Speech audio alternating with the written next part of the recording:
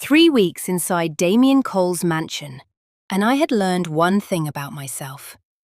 I was better at lying than I ever knew. I moved through his private study the way I had practiced, quietly, deliberately, leaving nothing out of place. The room smelled like old paper and expensive wood polish, with something underneath it, faint and specific. Leather and cedar. The particular scent of a man who had occupied a space long enough to leave his mark on the air itself. Floor-to-ceiling shelves, a desk the size of a small car, everything ordered, everything precise. The kind of room that belonged to a man who believed control was a virtue, and had believed it long enough that it showed in every surface. My hands didn't shake. They never shook anymore. I worked through the third drawer first. Financial correspondence, board meeting summaries, nothing I hadn't already photographed versions of. I moved to the filing cabinet beside the window, the one I had been angling toward for 2 weeks. The one that required a key I had quietly copied 4 days ago from a ring hanging in the butler's pantry, on an afternoon when the housekeeper stepped away to take a call, and I was the only one left in the room with 30 seconds and steady hands. Click. Open. I went through it folder by folder. My phone captured each page in under a second. I kept my breathing even, kept my ears calibrated to the hallway, kept my mind exactly where it needed to be. Here. The task. Only this. This is the mission. This is what you came for. Then footsteps. I froze. Every part of me went completely still. Hands, breath, thoughts. The footsteps moved down the hallway outside, steady and unhurried. A staff member. Night rounds. I counted silently to 7 before they faded. I exhaled. I closed the cabinet, locked it, slid the key back into my apron pocket and turned toward the door. That was when I saw it. A small silver frame on the corner of Damien's desk. I'd walked past it 12 times in 3 weeks without once looking directly at it. It was positioned facing him, not the room. The kind of photograph a person keeps for themselves, not for visitors. Private in the particular way of things kept in plain sight. I looked at it now. A hospital entrance, grey sky, 2 people standing close together, a man and a woman. The woman was thin in a way that spoke of long illness rather than choice. Her shoulders carried the particular exhaustion of someone fighting something they couldn't fully name yet. She was smiling anyway. That small, careful smile I had spent my entire childhood memorizing. The one she gave everyone else at her own expense. The one that said, "Look, I'm fine, don't worry," while something else entirely was happening behind it. I knew that smile. I knew that face. My mother. Younger than I remembered her at the end, but unmistakably her. The line of her jaw, the particular angle of her shoulders, and standing beside her, one large hand resting gently on her shoulder. Not possessive, not performative, just there. The hand of someone who didn't want to step away, was a man I recognized from every photograph my father had ever shown me while teaching me to hate him. Damien Cole. My phone was still in my hand. I didn't photograph it. I stood in the middle of the room I had spent 2 weeks breaking into, in the house I had spent 3 weeks lying my way through, and I felt the floor shift beneath everything I thought I knew. Not the physical floor, that stayed exactly where it was, but something deeper, something structural, the kind of shift that doesn't make a sound and cannot be undone. I left the room exactly as I found it. But I was not the same person who had walked in. Damien found me in the kitchen at 7 that evening, still finishing the dinner dishes.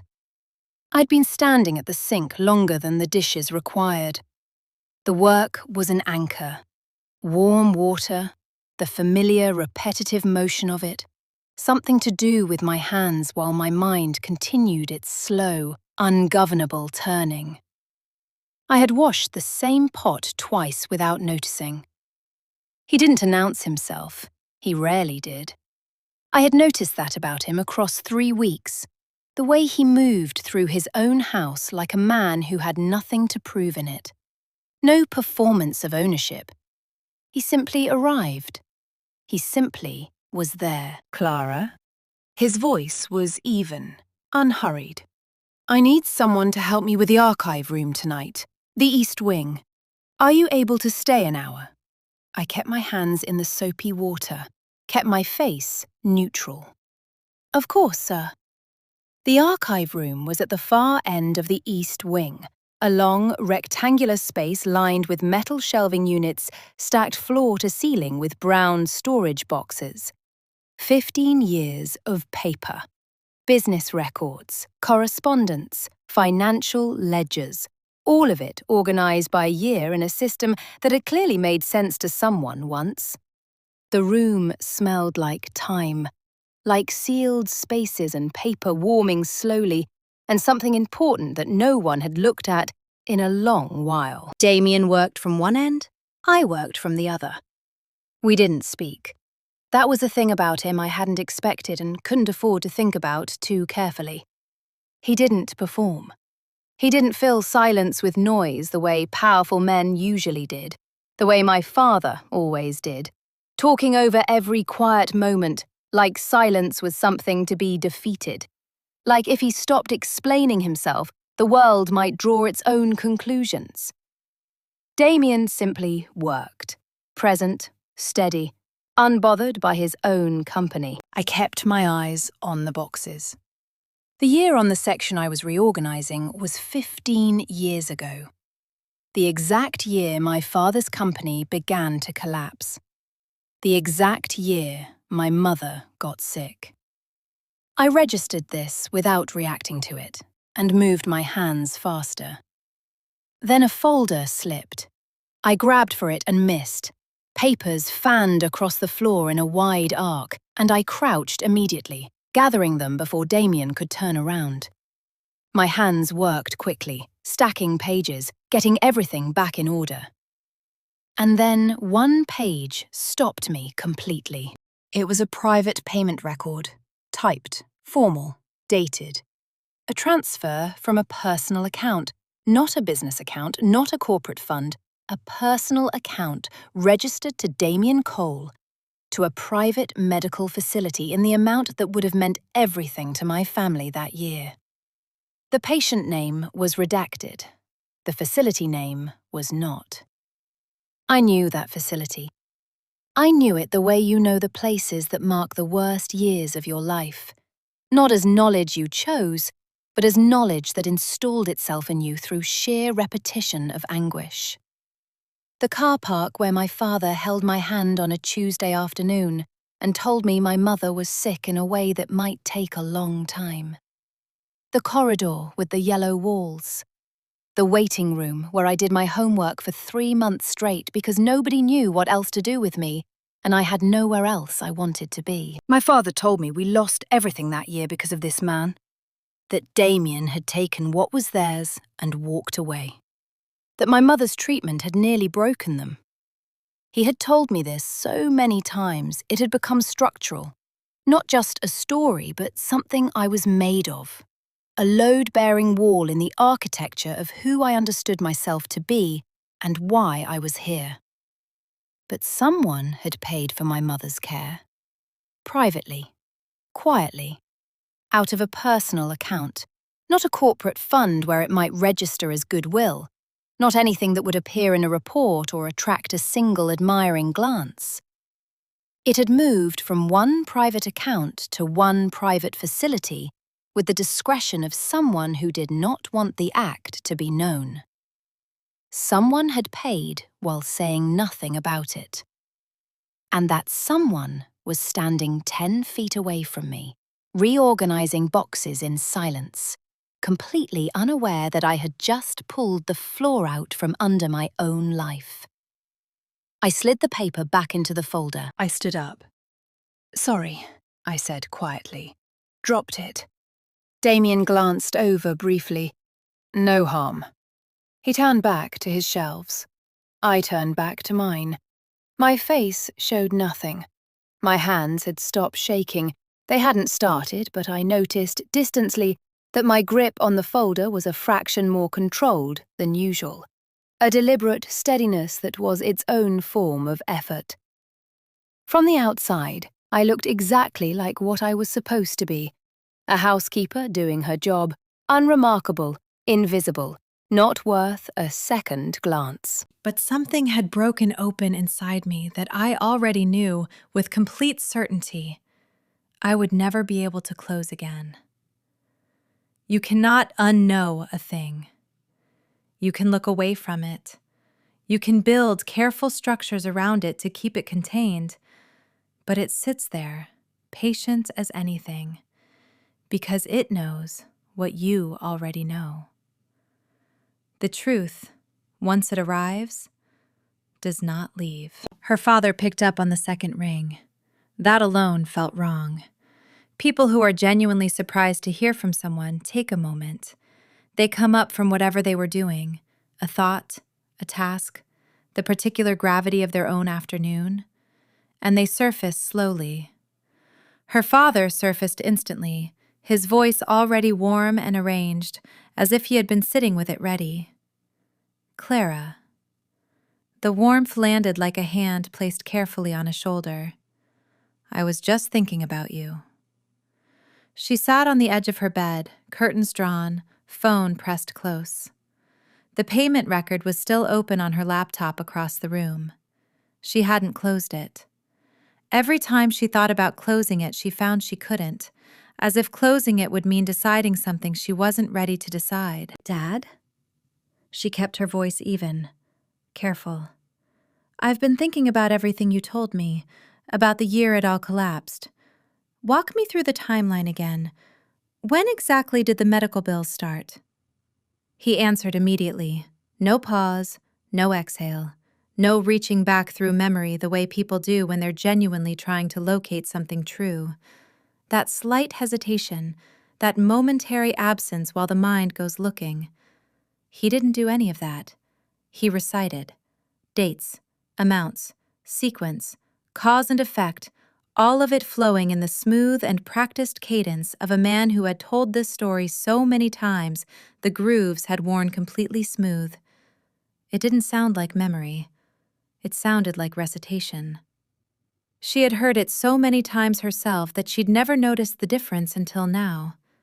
She asked again, differently, softer, approaching from a different angle, the way you test the edges of something to find where it gives. Same story, same cadence, same complete absence of hesitation at the places where hesitation would be natural, where a person who is actually remembering rather than performing would pause and say, "Wait, let me think," or "I'm not sure exactly when."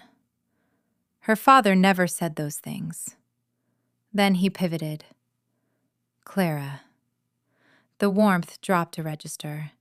Something harder underneath it now.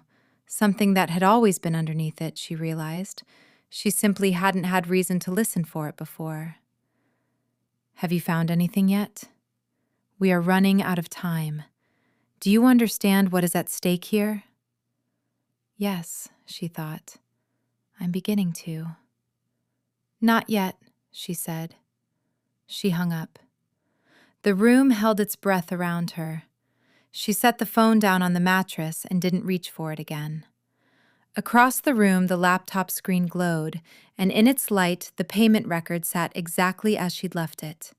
The date, the amount, the facility name she had spent 3 months of her childhood learning to hate the sight of, because it meant another day of yellow corridors and recycled air, and her mother's careful smile deployed at exhausting intervals for everyone who came to see her. She had believed, entirely and without question, that they had barely survived the cost of that place, that her father had leveraged everything they had and come close to losing it. She had believed it because he had told her, and because he had been crying when he told her, and because she had been 15 and her mother was dying, and there had been no version of her that could have looked at her father's grief and thought to interrogate it. On one side of her chest lived the man who had held her while she sobbed at her mother's funeral, who had kissed her forehead in the cold outside the church and whispered, "We still have each other." On the other side lived a number on a payment record that didn't belong where it had been found. She didn't sleep. She sat in the dark of her room, in the house she had entered as a lie, and held both things. The father she had known and the document she couldn't unread, and waited for one of them to break under the weight of the other. Neither did. They simply existed together, the way irreconcilable things sometimes do, taking up all the available space and leaving no room for anything else. She heard him before she saw him, the quiet press of footsteps on stone. Then, Damien appeared through the garden archway holding 2 cups of tea, moving through the dark the way he moved through everything, unhurried, unbothered, as if the hour belonged to him as comfortably as the house did, and he had simply decided to share it. He didn't ask why she was sitting alone in the garden at midnight. He didn't register surprise or concern, or the particular careful neutrality people perform when they find someone where they didn't expect them and don't want to make it strange. He simply sat beside her on the stone bench, extended 1 cup in her direction without looking at her, and turned his attention to the garden the way you turn your attention to something you found worth looking at. Clara took the cup. For a long moment, neither of them spoke. The garden was very still. Whatever had drawn her outside at this hour, the inability to stay in her room with her thoughts, the need for air, for something that wasn't the closed space of her own head, had settled into something else now. Not peace exactly, but a kind of suspension, the particular stillness of a moment before something moves. Then, without turning to face her, he said, 15 years ago, someone planted false information inside my company. Financial records, carefully altered. Enough to make it look like I had been defrauding investors for years. He said it the way you say something you have said before, to yourself, in the dark, enough times that the words have lost their jagged edges. Not without weight, the weight was still there, but worn smooth. I spent 2 years in litigation, lost the first company entirely. My reputation, my relationships, most of it gone. He paused. I eventually cleared my name, never fully found out who was behind it. The investigators gave me a name, but names can be borrowed. Clara's hands had tightened around her cup without her deciding to. The garden held the silence between them. "What broke you?" she asked. Her voice came out quieter than she intended, smaller, more honest than she'd planned for. Not the loss. He turned the cup slowly in his hands, watching it rather than her. I had built things before. I knew how to rebuild. What broke me was knowing they had looked me in the eye every single day while doing it. He was quiet for a moment. There's a particular kind of damage that comes from realizing someone stood in front of you and chose, over and over again, to let you believe something that wasn't true. It changes the way you read a room, the way you read a person. He exhaled. It took a long time to stop doing that. She stared into her tea. I am looking you in the eye right now, she thought. I am doing it right now. I've made peace with most of it, he said, almost to himself. What I've never made peace with is the idea that somewhere out there, someone is still carrying a version of events that isn't true, still believing a story that was built to be believed, walking around with it, making decisions based on it, shaping their whole life around it. He exhaled slowly. That bothers me more than any of the rest of it. The idea that the lie is still living somewhere, still doing damage, long after the person who built it has moved on. Clara opened her mouth. The words were right there, fully formed. I know who it was. I know because he sent me here. I know because I am the damage you're describing, walking around in your house, built out of a story that was built to be believed. She closed it. She took a slow sip of tea and looked back out at the dark garden, sitting beside the man she had come here to destroy, and understood, for the first time, with a clarity that arrived not like a revelation, but like something that had simply been waiting for her to stop moving long enough to see it, that she no longer knew whether the story she was carrying was true. And if it wasn't, then she needed to find out. Not for him, not for any reason she could have explained to her father or to the version of herself who had walked through this front door 3 weeks ago, but because she was sitting next to a man who had just told her that the worst part wasn't the loss. It was being lied to by someone who looked him in the eye. She finished her tea in silence. She did not confess. But something had shifted in the architecture of what she intended to do next, quietly and irrevocably. The way things shift when a decision has been made below the level of conscious thought and is simply waiting for the rest of you to catch up. She found them at 11:47. Third cabinet, bottom drawer. A manila folder thick enough to have weight.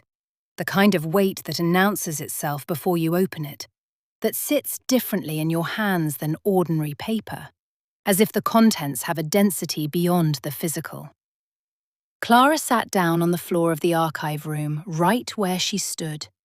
Didn't move to a chair, didn't find a better position, just folded herself down onto the cold linoleum, pulled the folder into her lap, and began to read. Her father had told her what she would find. He had described these documents in careful detail. The transfer records, the extraction figures, the proof of Damien's calculated dismantling of everything her family had built.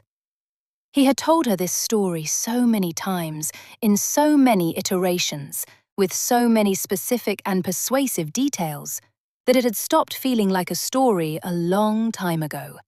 It had become the ground she stood on, the reason she was here. The thing that made everything she had done in this house, the lying, the copying, the careful performance of a person she wasn't, not just acceptable, but necessary, almost righteous. She read with that in mind. She was looking for confirmation. She expected to find it.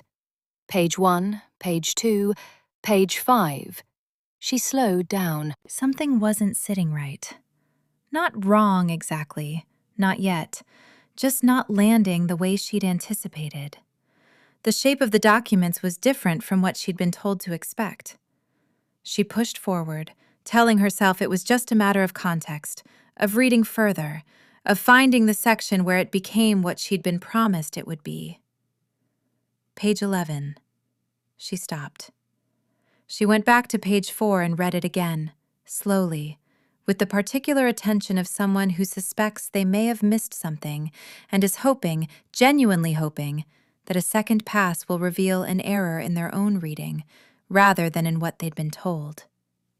It didn't. The documents did not say what she had been told they would say. What they showed, clearly across 43 pages of financial records, internal memos, and third-party correspondence, laid out with the impersonal precision of paper that has never had any reason to be anything other than accurate, was that Damien Cole had extended a private emergency loan to her father's company 8 months before the collapse.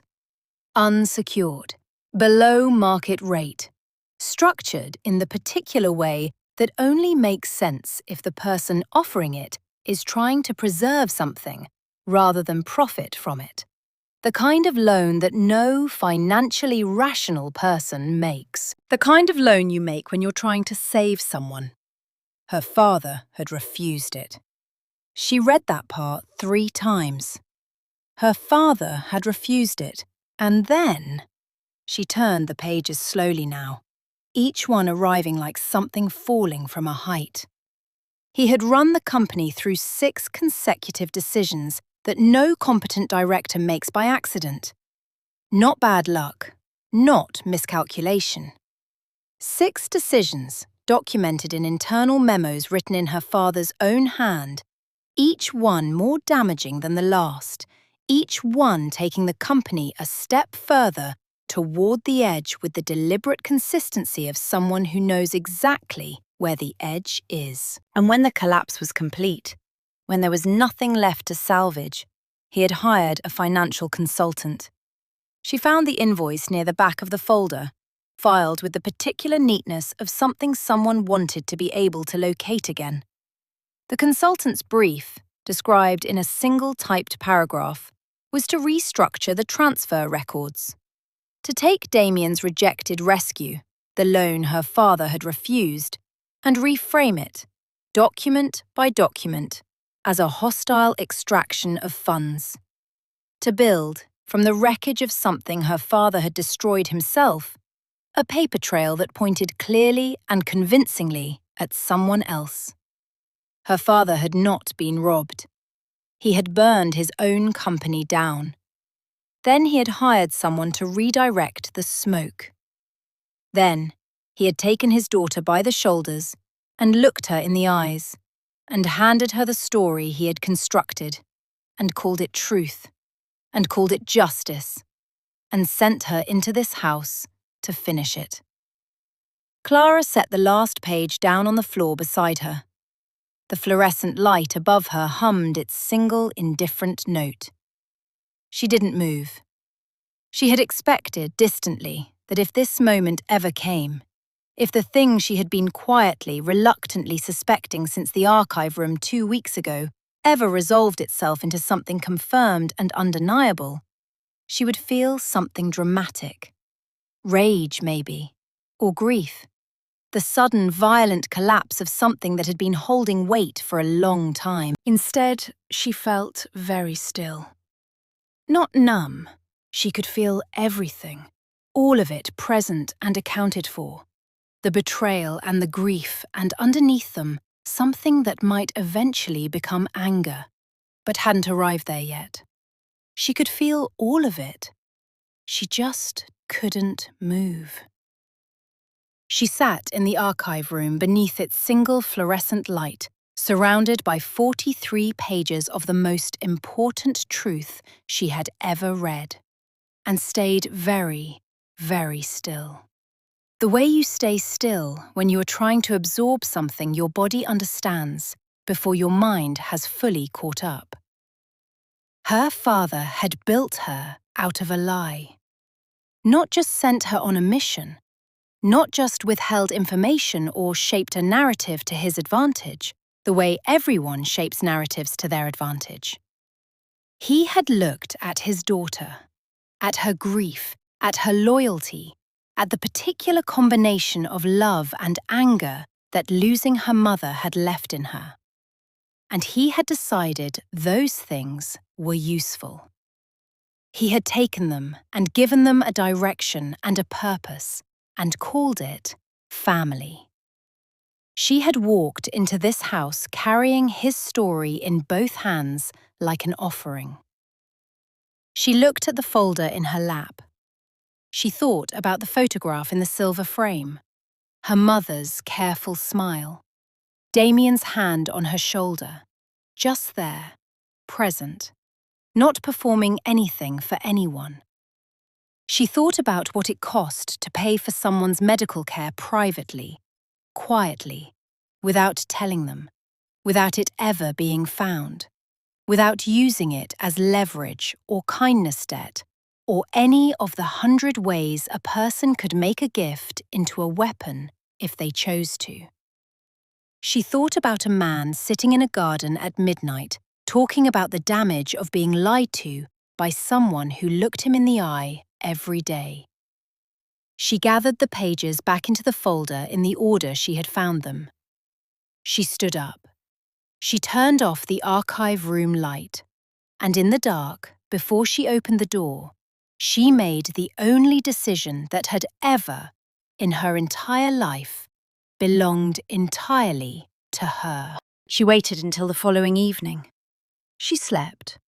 Not well, but completely.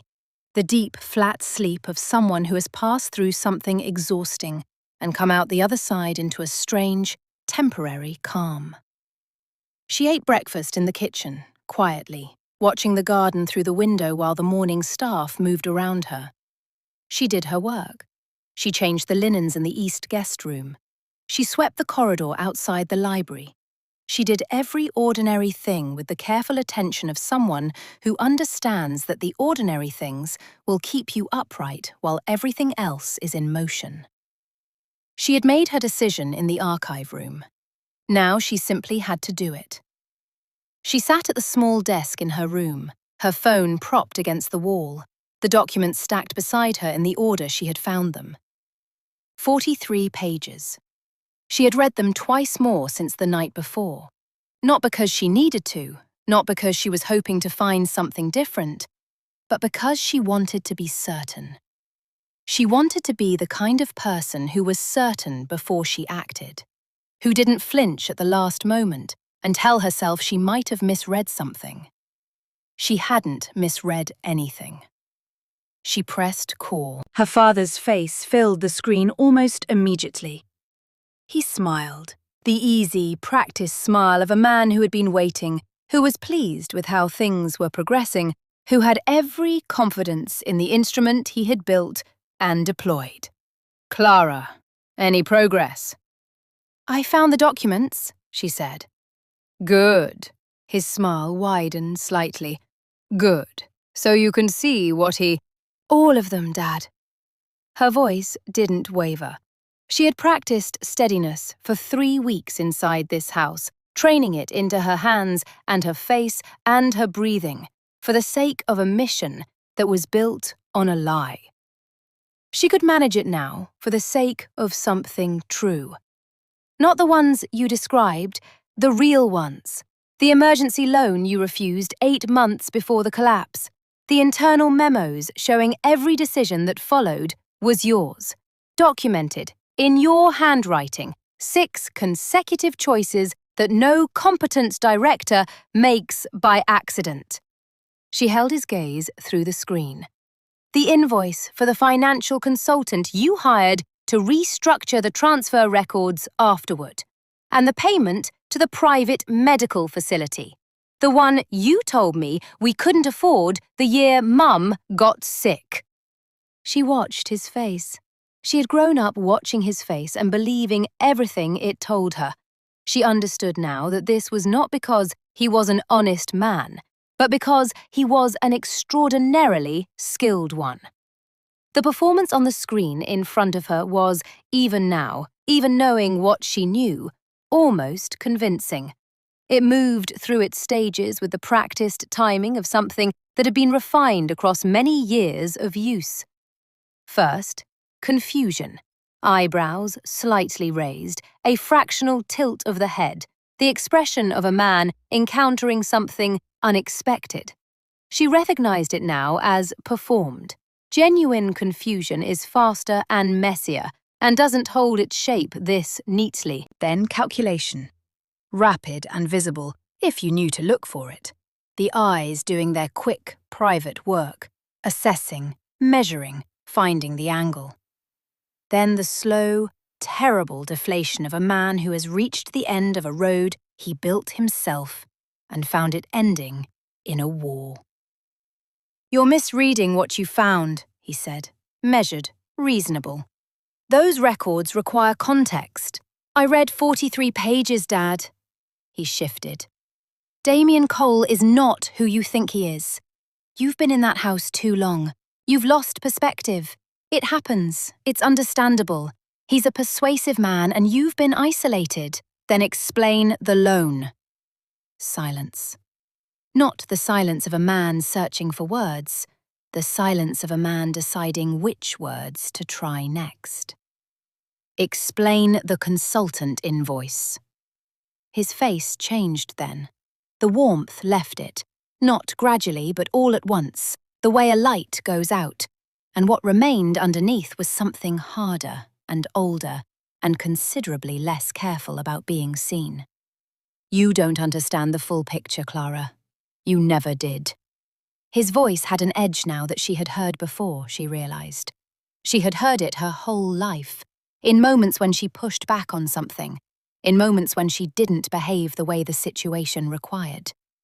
She had always found a way to understand it as stress, as grief, as the understandable pressure of a man carrying more than he should. You were a child when this happened. A child. You cannot possibly. I'm not a child now, she said quietly. She hadn't heard the door. She had been focused entirely on the screen, on her father's face, on keeping her own steady, and she hadn't heard the soft sound of footsteps stopping, hadn't registered the slight change in the quality of the air in the room that comes when a space is no longer empty. She didn't see him standing just beyond the doorframe, Damien, still in his jacket from whatever he'd been doing, one hand resting lightly against the wood, his face doing something she would never be able to fully describe if asked, because it moved through too many things too quickly for any single word to hold. Shock first. The quiet kind, not the wide-eyed stepping back kind, but the kind that arrives like something landing, settling, changing the weight distribution of everything around it. Then understanding. Slow, assembling itself piece by piece, each element of the last 3 weeks rearranging in the light of what he was hearing, finding the shape they made when you finally had the frame to put them in. The new housekeeper. The questions that weren't quite questions. The way she sometimes looked at things a fraction of a second too long. Then something else. Something that moved across his face and then stilled there. That wasn't anger, though anger would have been simpler, would have been easier for everyone in that room and hallway to process, but was something quieter and more complicated and, in its way, more difficult to witness. He didn't move. He didn't speak. He stood in the doorway of her room and listened to the sound of the truth arriving in a house it had been deliberately kept out of for 15 years. And he let it come. And he didn't look away. She watched him work through it. She could see it happening. The rapid internal assessment, the measuring of exits and angles, the search for the version of this situation that still had a door in it somewhere. She had inherited this from him, she realized. This capacity to enter a room and immediately begin calculating its geometry. She had used it for 3 weeks inside this house in service of his mission, and she was using it now to watch him run out of moves. He found the last one. His footsteps resumed, slower now, and his face did the thing she had watched it do her entire life in moments that required it. Softened, opened, shed its harder architecture and became the face of a father, of a man carrying grief and love, and the specific exhaustion of someone who has sacrificed more than anyone will ever fully understand. He was very good at this. He had always been very good at this. She knew, watching him do it now with full knowledge of what it was, that there would have been a time, last month, last year, any point in the 15 years before last night, when it would have worked on her completely. Clara. He took a step toward her, his voice dropping to the register he used for important things, private things. The register that said, "This is between us. This is family. This is the thing that matters more than whatever else is in this room. Your mother would not want this. Everything I did, every decision, every sacrifice, I did it for you, for us. You were all I had left of her." His voice shifted, caught, broke in exactly the right place with exactly the right amount of effort. You know that. Whatever you think you've found, you know that. She did know it. That was the thing she had sat with all night, That was the thing that had made sleep difficult even after the decision was made. Not doubt about what she'd found or what she intended to do, but the knowledge that somewhere inside the performance was something that had once been real. He had loved her mother. He had loved her. Those things had existed. They simply hadn't been enough to make him a different person when the stakes arrived and showed him what he actually was. She recognized the break in his voice now. She had learned it from him, the same way she had learned to still her hands and read a room and carry a lie across 3 weeks without letting it show on her face. She had learned from the best. "You taught me how to lie to the people who trust me," she said quietly. Not loudly, not with the heat of accusation, just clearly, the way you state a thing that is simply true and needs no amplification. "I'm done with the lesson." Her father looked at her. The performance behind his eyes flickered. She watched it happen. That specific moment when the calculation stops because there is nothing left to calculate. When the face that has been deployed drops because there is no longer any purpose for it. What was left underneath was something she had never seen before on him. Not anger, not grief. Something older and quieter and much more tired. He looked, for the first time in her memory, like a man with nothing left to say. The legal team didn't move. Damien didn't move. The room held everything in it. 15 years of documents, 15 years of a story, and the 2 people at the center of it standing 4 feet apart, in the kind of silence that doesn't feel like absence, but like the presence of something very large that has finally stopped moving. Her father looked at the table one more time. Then he looked at her. And then, without a word, without any of the speeches she had half expected and half dreaded, he turned and walked back toward the door. His footsteps were different going out than they had been coming in. The momentum was gone. He moved like a man navigating by feel in a space that had become unfamiliar. And he didn't look back, and the door closed behind him with the particular quiet of something that has simply ended. Her father left the way a tide goes out, quietly, and leaving everything rearranged. Clara stood at the bottom of the stairs and watched the door close, and stayed very still for a moment. The way you stay still after something loud has passed, even when the passing itself made no sound. Then she breathed out, slowly, and turned. The legal team had already begun to gather their things with the quiet efficiency of people who understand when a room no longer needs them. They moved without being asked, filing out through the side corridor with a discretion that might, in another life, have impressed her. Within 2 minutes, the entrance hall had emptied completely, without announcement, without the room ever drawing attention to its own emptying. She and Damien were alone. He hadn't moved from his position behind the table. He stood with his hands resting lightly on the wood surface, not gripping it, just present. The same quality of presence she had been noticing for 3 weeks and not allowing herself to examine too carefully. She had rehearsed this. Not obsessively, not with the grinding repetition she'd applied to the lies. Just once, in the early hours of the morning, sitting on the floor of her room with her back against the bed and the documents beside her, she had thought through what she wanted to say and found the shape of it and decided that was enough. "I'll go today," she said. Her voice was steady.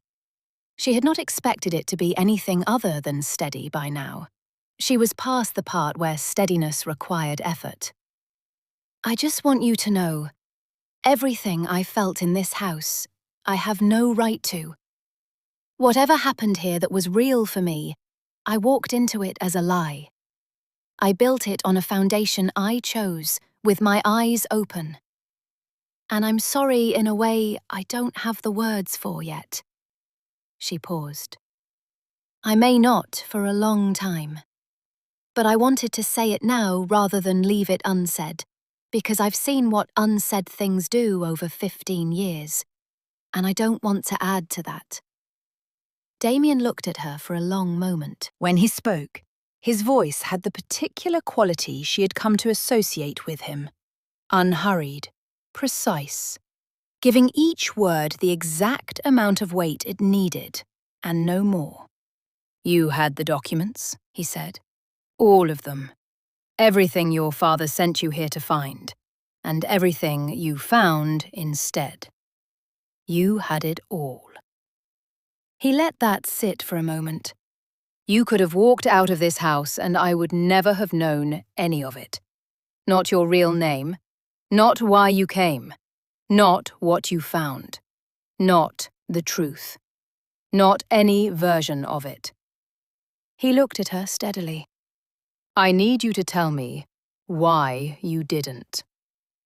Clara held his gaze. She had thought about this too, in the long hours of the night, because she had known he would ask it, and she had wanted to have an honest answer rather than a good one. "Because the truth mattered more than winning," she said, "even when winning was the only thing I came here for, even when it cost me everything." She paused. "And because you told me the worst part wasn't the loss. It was being lied to by someone who looked you in the eye every day." She looked down briefly, then back up. "I didn't want to be another person who did that to you," and walked away. Something moved across his face. Not the shock of the doorway, not the complicated stillness of a man processing a betrayal. Something quieter than either of those. The particular expression of someone who has been handed something they had stopped expecting. The silence that followed wasn't empty. It was the kind of silence that has weight and texture, the kind that means something is being considered at a level below language, where the real decisions get made before they surface into words. She didn't try to fill it. She had spent enough time in this house learning the difference between silence that needs filling and silence that needs to be left alone. Then he said, "Sit down, Clara." Not a request and not quite a command. Something in between, offered in the tone of someone who has decided something and is extending the decision in her direction. She looked at him. "Your real name," he said. "Not the one on the employment form." "Clara," she said. "Clara Marsh." And then, because it was the last piece, and she was done with holding pieces, "My father is Richard Marsh." If you believe the truth always comes to light, hit likes and subscribe for stories of justices and love. He nodded slowly. The name registered. She could see it register, could see him placing it, fitting it into the shape of what he already knew and finding that it fit exactly. Not surprise, more like a missing piece arriving and completing a picture he had been looking at for 15 years with a gap in it. "Sit down, Clara Marsh," he said again. The dining table held 2 cups of tea. She didn't know when he had made them. They were simply there when she sat down, already poured, already the right temperature, as if the house itself had been expecting this. She wrapped both hands around her cup and looked at the surface of the tea, and then looked up at Damien, who was sitting across from her, in his own clothes, in his own house, as the person he had always been. And she thought about the particular strangeness of being seen clearly for the first time after weeks of being looked at and not seen at all. "I owe you an explanation," she said. "About everything. From the beginning." "You don't owe me anything," he said. "But I would like to hear it." So she told him.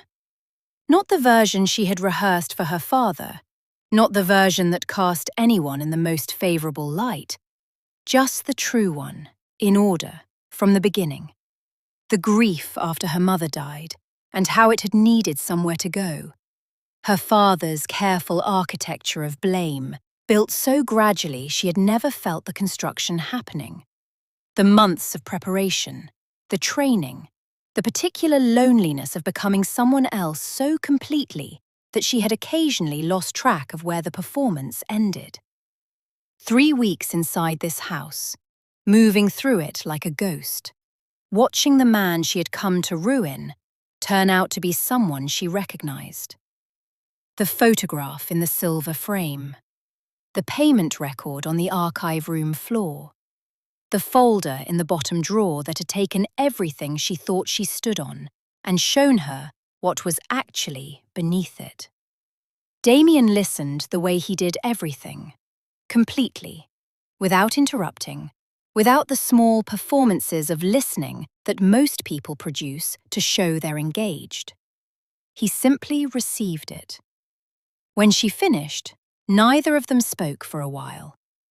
Outside the garden door, which had been left open to the morning, a breeze moved through in the unhurried way of breezes that have nowhere particular to be. The light in the dining room was the specific gold of mid-morning, the kind of light that makes everything it touches look like it has been there for a long time and intends to stay. "What will you do?" he asked eventually. "I don't know yet," she said. "I think I need to find out who I am when I'm not in service of someone else's story." She looked at her cup. "That might take a while." "It might," he said. And then, after a moment, "It's worth doing." She looked up at him. He was watching her with an expression she didn't have an easy name for. Not pity, which she had been braced against, and not the careful kindness of someone managing a difficult situation. Something more straightforward than either. The expression of a person looking at another person and seeing them without any particular agenda about what they find. She lifted her cup. He lifted his. Outside, the morning continued, unhurried, ordinary, and entirely unaware of everything it had taken to arrive here. The garden sat in its gold light. The breeze moved through it again and then stilled. Somewhere in the house, a clock marked the hour with the patient indifference of clocks everywhere, ticking forward into whatever came next. Clara Marsh sat at a table in her own name, in her own clothes, as herself. Fully, quietly, for the first time in longer than she could accurately measure. It was, she thought, a reasonable place to begin. If you believe Clara was honest all along, hit likes and subscribe to join our community for more stories of justice and love.